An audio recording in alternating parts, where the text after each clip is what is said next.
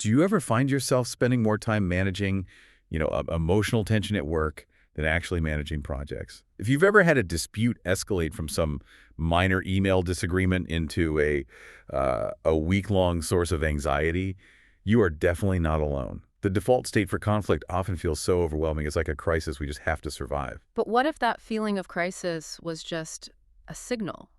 That is the core idea we're exploring today. We're diving deep into the systematic approach from experts Joan Goldsmith and Kenneth Cloke. They argue that conflict, far from being toxic, is actually one of the greatest opportunities for development and for building genuinely stronger teams. Wow, that's a huge reframe right out of the gate. Yeah. So our mission in this deep dive is to give you a shortcut, a really powerful synthesis of their 10 essential strategies for mastering workplace conflict. We're trying to move beyond just simple disagreement to, proactive cooperation and, lasting calm in the organization. And we begin where all solutions really have to, by understanding the terrain. Their work emphasizes that before you can even address a conflict, you have to recognize the organizational culture that let it happen in the first place. Okay, let's unpack this idea of culture and dynamics. It sounds like the organizational culture is almost like the DNA of conflict. They point out that a positive, open culture one that actually rewards transparency and welcomes tough conversations, it naturally lessens disputes. Exactly. And on the flip side, a rigid one, it makes them worse. Think about it. When a team avoids issues because the culture punishes bad news, those issues don't just vanish, they go underground. They fester. They turn into resentment, passive aggression. So what we see on the surface is almost never the real issue. It's just the place where the pressure finally blew. Understanding those deep dynamics means we stop treating the symptom, like the noisy keyboard, and start treating the underlying disrespect or stress. Right, it's the classic symptoms versus the disease.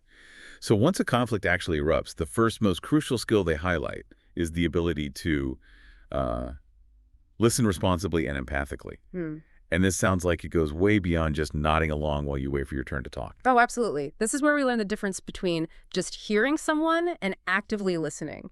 True active listening involves paying close attention to the nonverbal cues and, this is critical, the emotional content, the feelings, the concerns underneath, not just the words being said. You're not just trying to build your counterargument, you're trying to reconstruct the entire reality of the person who's speaking.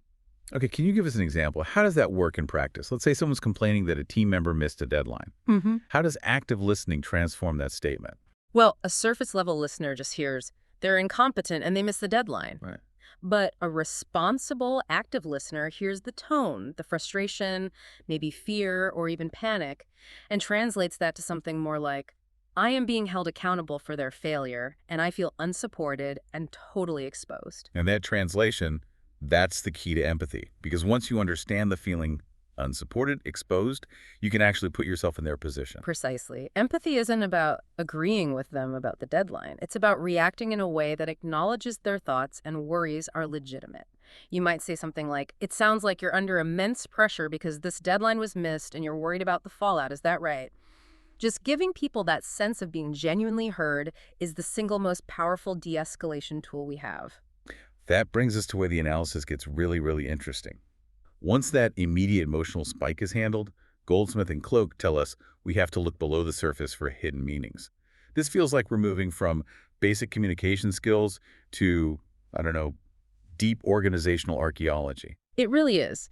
The central point here is that complex conflicts often look simple on the surface, but they're usually driven by systemic or structural or even historical issues.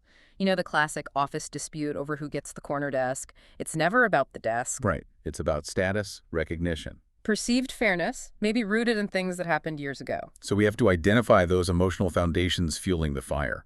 We mentioned fear, irritation. How do we actually probe for those without making things worse?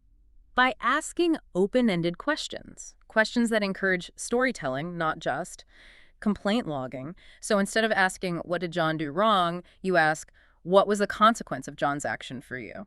The answer to that question reveals the vulnerability. Once you understand the role that hidden feelings are playing, like a threat to their status or insecurity about their job, you unlock a path to empathy.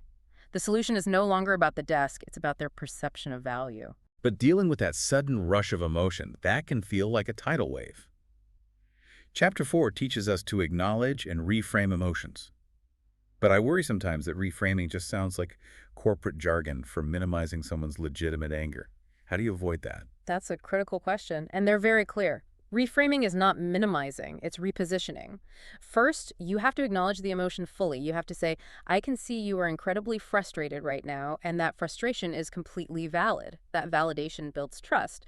Then the reframe happens when you pivot that emotional energy away from blame and toward discovery. So instead of letting the frustration just stop the conversation cold, we see the emotion as a kind of hint. Exactly. You shift the focus. If someone is furious about a new policy, the reframe isn't calm down, the policy is fine. The reframe is that fury tells me this policy is having a major negative impact on your ability to do your job, which is something we absolutely need to fix. Hmm. By reframing the emotion from a roadblock to a signal, we can actually move the discussion forward toward workable answers. That structural focus brings us right into the next step.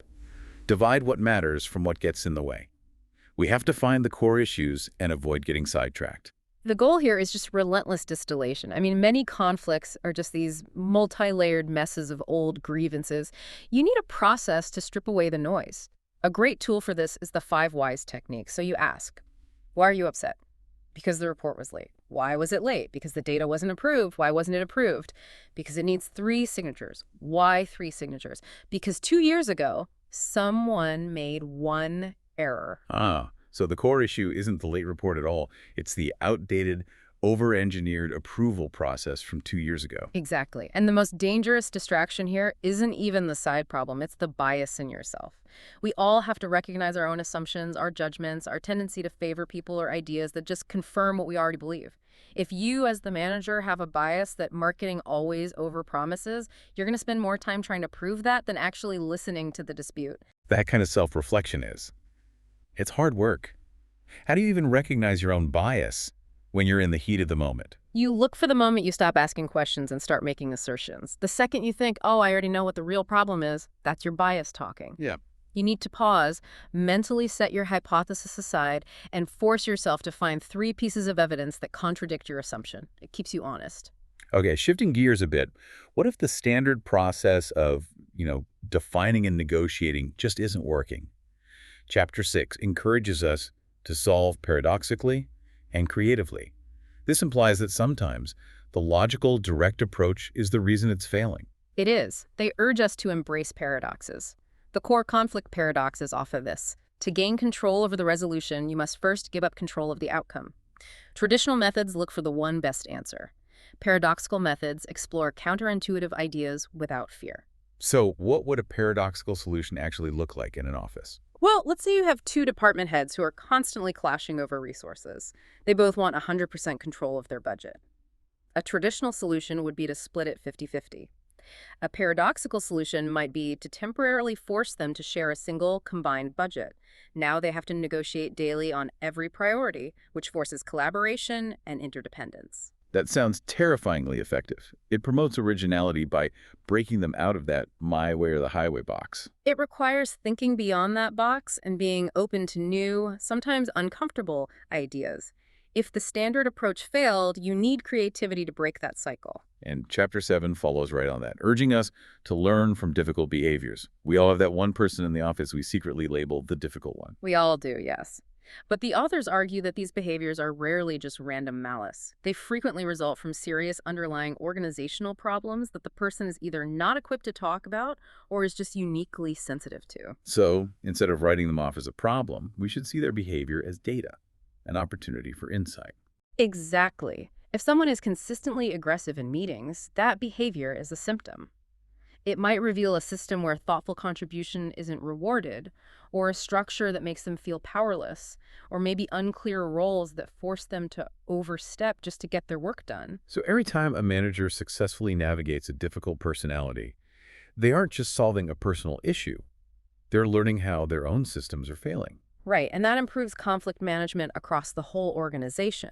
You shift the focus from policing the person to fixing the system that created the behavior. That responsibility falls squarely on management, which takes us into the final set of steps, the systemic approach. Starting with Chapter 8. Lead and coach for transformation. The leader sets the norm, but what does that modeling actually look like? It's the difference between a leader who delegates conflict resolution and one who demonstrates it. It means setting the example. Admitting your own mistakes publicly, showing vulnerability when you're mediating, and demonstrating that a productive, hard conversation is valued more than just keeping a superficial peace. Your method becomes the standard. And that standard then has to cascade down through coaching for growth. Yes, absolutely. Leaders need to provide team members with ongoing guidance and mentorship to improve their own skills. This isn't about sending them to a seminar once a year. It's integrating conflict coaching into performance reviews, into weekly check-ins. When you equip the team to handle small problems on their own, you build incredible organizational resilience. Then we get to Chapter 9, which tackles the inevitable pushback. Explore resistance and negotiate collaboratively. When you make these big changes, people resist. And that resistance isn't an insult, it's an early warning system. Resistance often points to underlying worries, concerns about workload or status or even job security. We have to investigate those worries to find solutions that work for everybody. You can turn resistance into a useful tool by making the resistors part of the design team. And when we negotiate those final solutions, the book stresses a collaborative approach, not a competitive win-lose mentality. Right. The goal is mutual gain, not winning the argument. Collaborative negotiation means finding the maximum shared value. So instead of just splitting the difference, you look for trade-offs. If one person values time off and the other values a bonus, you might give the bonus entirely to one and the time off entirely to the other. Both get something they value highly, even if it's not what they first asked for. So finally, what does all of this mean for the long-term health of the organization? Chapter 10 brings it home. Mediate and design systems for prevention. First, they acknowledge that sometimes you do need effective mediation. You need an impartial third party when trust is completely broken down. But the ultimate goal is to make mediation less and less necessary. Which brings us to prevention. How do we shift from being reactive firefighters to, proactive architects? By creating preventive systems. This is the difference between having a line in a handbook that says be respectful and having clear institutionalized processes. We're talking about frequent mandatory training, clear communication charters for how feedback is given, established procedures for reporting issues. These systems are designed to stop the conflict cycle before it can even get going. This has been a tremendously systematic journey. We went from understanding how culture impacts conflict to digging into reframing our emotions as useful data, and finally designing systems to stop problems before they even start. The central principle, as Goldsmith and Cloke remind us, is that conflict is unavoidable, but suffering is optional. Every single dispute is an opportunity to strengthen teams and lead to positive change if you have the courage to treat the system, not just the symptom. So what does this all mean for you right now? We talked about self-reflection, about identifying our own biases in the heat of a dispute. That's maybe the hardest step. As you consider these principles of distillation and focus, can you identify the one single conflict you're in right now where your own unexamined assumption, your own bias, is the biggest obstacle to a resolution? Something to think about as you get ready to lead your next tough conversation.